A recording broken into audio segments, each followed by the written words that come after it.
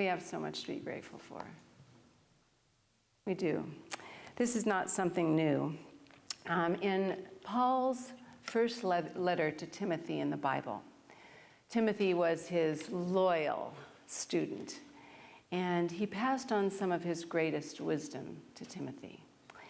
And he said, "For everything God created is good." And that's one of the tenets of what we teach and what we know, and something that saved me throughout my life, to know that no matter what is going on, that God is good. But he doesn't stop there. He says, nothing is to be rejected. And that's the hard part. In this human experience, we aren't always grateful for the hardships. At least I'm not in the moment. Are you? It's like I'm not always grateful in the moment for the hardships, because this life is about learning and growing and becoming. And we do that through the great love of our life, the great loves that we have. People, things, places. We grow and expand with the things we love. It opens our heart to break down the walls that keep us closed. We can open to new things. But we also grow in this lifetime from the pain and the hardship. It expands us and opens us in the same way that we can break down the walls, that we can be open to new ways of thinking, new ways of doing things. We can find courage we've never had before in those times. But when we're there, it's hard to be grateful. So we're going to talk about having some tools in our toolbox in a minute. But the last thing he said is every single thing, everything should be received with thanksgiving. And that's a good little opener for today. Everything should be received with thanksgiving. The thing we need, at least I need to remember a lot, is that God gives us everything. Everything has already been given. We call it divine givingness. God only knows to give, to create, to give to all equally and alike. So we can have everything we need right now. The problem is not with God. God does not have a distribution problem. God's not stuck in the harbor or at the port in a box. Freely given, freely given. That's not the problem. The problem is the gifts are nothing unless they're accepted and received by us. Sharon, when you were saying shake anything that's not grateful out of your hands, that's a good first step. But I'm going to add to that. I want all of us, if it's in our minds, if we reach this, open your arms to receive the gifts that are there without expectation, because we don't know the gifts. We can have some idea, but expectation limits. We have to open to receive the gifts that have been given and to share the gifts. That's our job, to be open to receive. Now, when we receive the gifts and share the gifts, it's without expectations and without indebtedness.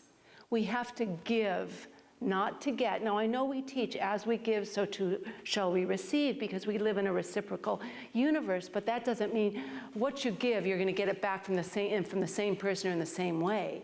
It just means when we're open to the whole cycle of life, we're going to be in the flow, the ebb and flow of life, giving and receiving. But we need to give because we love. 14th century Sufi poet Hafez said, even after all this time, the sun never says to the earth, you owe me. And think what happens with a love like that. It lights up the whole sky. That's what we're striving for. It's knowing right here and right now we are perfectly imperfect, that we're doing the best we can, but we always want to get better, do more, increase, because the problem is not with God, because God's goodness is everywhere present. The problem is with us and our ability to receive and our ability to understand all the gifts and what they have for us. You know, fear and faith are two ways of thinking that come from the same power. There's only one power. When I said in the beginning, life is a blessing or a curse depending on how we use it, I could say it's a blessing or a curse depending on how we think about it, what we feel about it. We can take the same situation and hand it to everyone, and we all have a different interpretation of it. It's how we interpret our experiences that are going to be the quality of life. It's going to be the quality of life. I know some people think, well, what is it that I have to give? I mean, the sun's a pretty big giver, and God's even a bigger giver than that. What do I have to give? Well, if you think about it, it's the little things that count. I really want you to start thinking about that. It's not the giant things, it's the little tiny things that count. The things when somebody in a supermarket, makes you feel visible, you say hello to the checker, asks, how's your day? Make somebody feel like they matter. That's what makes a difference. And those little things add up, and they start adding up until they start determining your life. Both the giver and the receiver of those little gifts of kindness, of understanding, of knowing you matter, someone else matters. It makes a difference. So we need to be able to understand that it's the little things that count, and also really take a check on our busyness. Court, I loved when you said, when your mind is whole, you are one with God.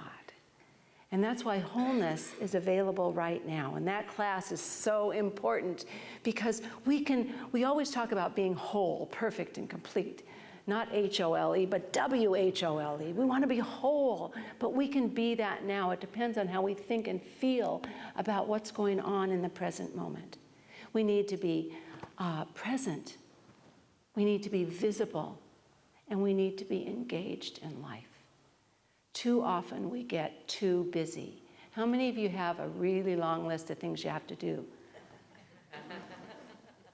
And sometimes that list becomes like a god to you, and it's the most important thing in the world. I'm sorry, I'm too busy to work on my spiritual toolbox. You know, it was Gandhi who said, the busier my day is, the longer I meditate. Because when we get our mind and our heart right, things can flow so much better. There is within everything, I know all of us want peace. That's kind of the universal desire for all of us. There is peace in everything right now. There's a place of peace in all of us. There is an unencumbered spot. Did I just do that? Whoa, I think I just touched the spot. There's an unencumbered spot in all of us. It's that place where we were first born and touched by God. Right there. That unencumbered spot knows no worry, no sickness, no fear, no regret, no guilt, no misunderstanding, no envy, no jealousy. It's just peaceful, and it is there. That's the spot. And if you and I are present in this moment, in every moment, right here and right now, we can get to that spot. We can understand. So if we're going to work on being available and ready, we have to think about what Jesus said is the eye is the lamp of the soul. And our bodies, you know, our mind, our heart, our bodies, our beingness, are the containers for spirit. But the way we see and interpret life and our experiences through our eyes.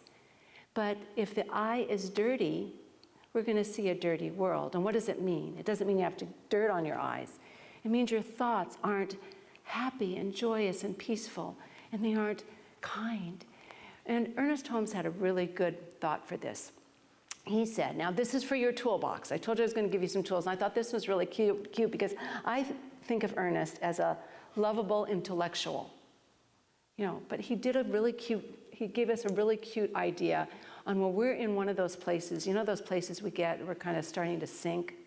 Do you ever get there? You start sinking and you can't quite, I don't really want to go here. Where do I go? How do I get up? He said, take those thoughts and put them in a ball He talked about the unpeaceful thoughts. I thought of the unkind thoughts, especially for ourselves. You put them form them into a ball. Make them into a snowball, really cold and hard. Make those into a snowball, all those thoughts you're thinking.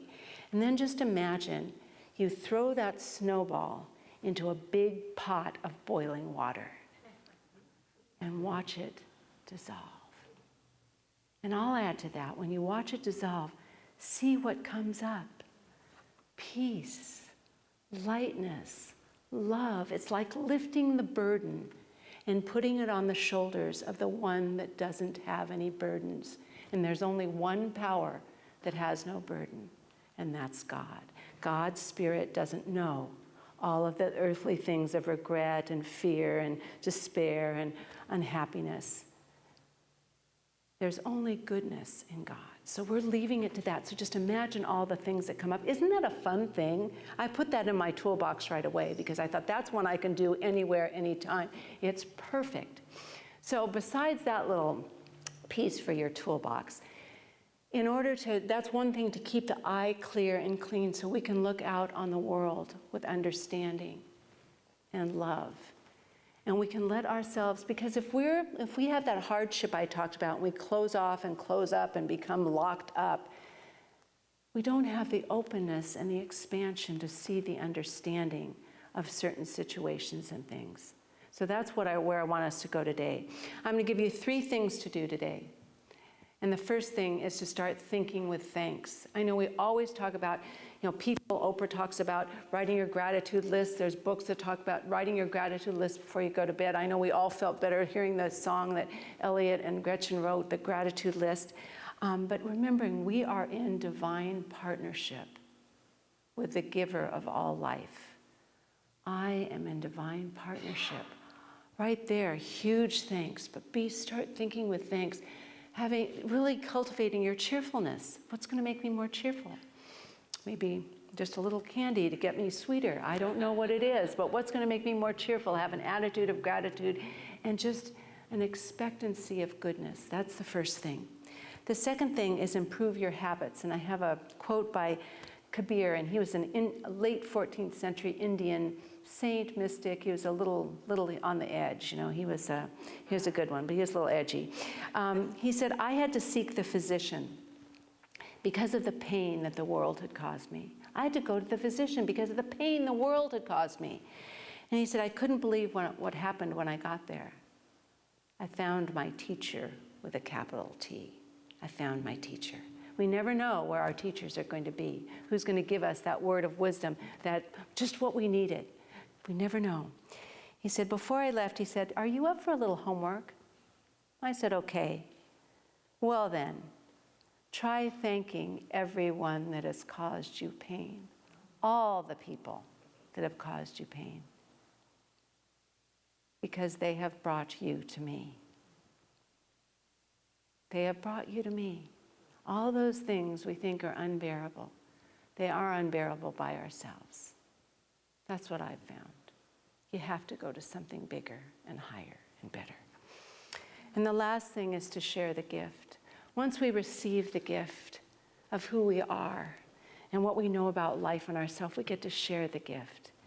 And 2 of the oldest forms of medicine ever are holding and listening.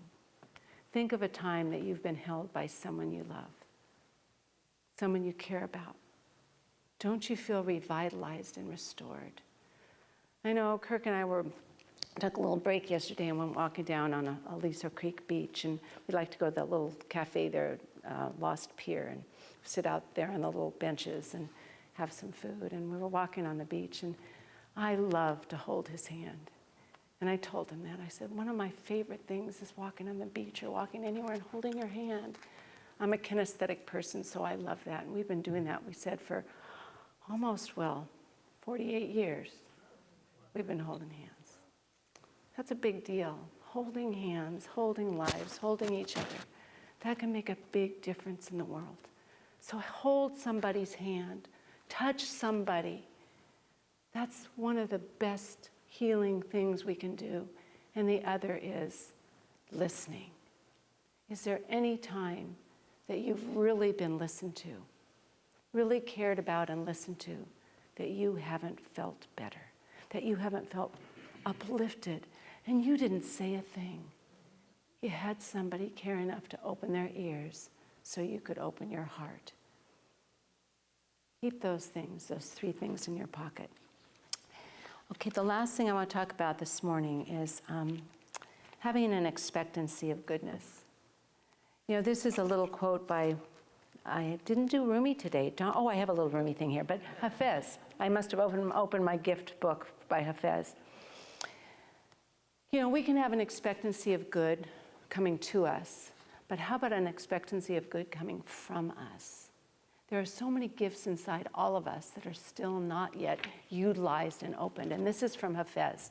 He says, there are so many gifts still unopened from your birthday. There are so many handcrafted presents that have been sent to you by God. The beloved does not mind repeating, everything I have is yours.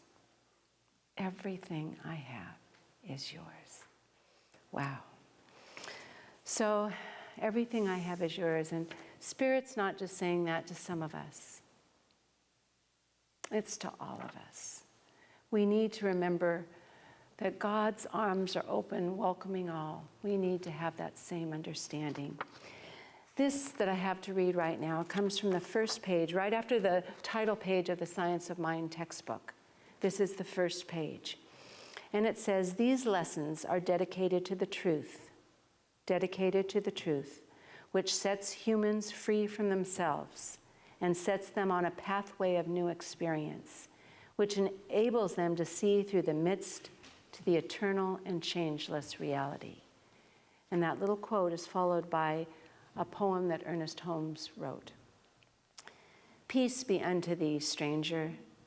Enter and be not afraid. I have left the gate open, and thou art welcome to my home. There is room for all in my house.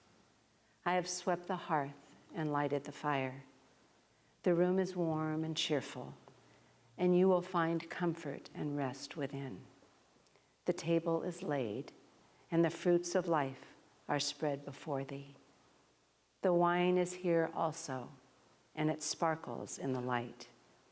I have set a chair for you where the sunbeams dance in the shade.